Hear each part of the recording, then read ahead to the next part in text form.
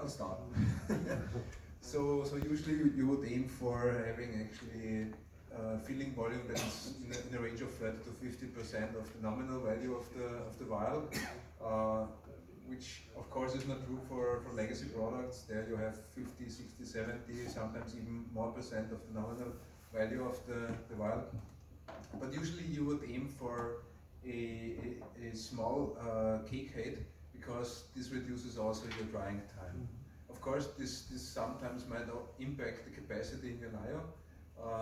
Therefore, this needs to be balanced. But anyway, you should aim for, let's say, 30 to 50% of the nominal value of the vial, as a rule of thumb, I would say.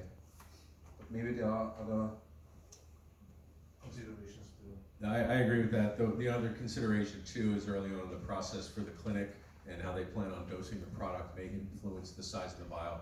So there have been projects that I've had where we've targeted a third, but they need to reconstitute to 20 mils. So we end up with a much smaller height or something to that effect. So a lot of factors go into it, and so we don't want to forget about the clinical aspect as well.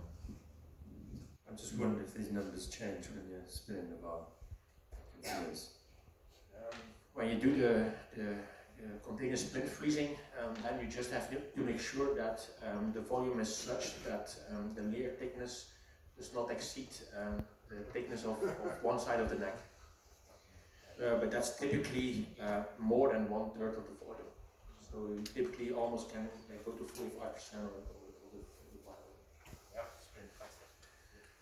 No, you just have to make sure. Of course, yeah, depending on the filling volume, might have an influence on the spinning speed you need, but you can perfectly calculate what the maximum filling volume is to make sure that you don't have any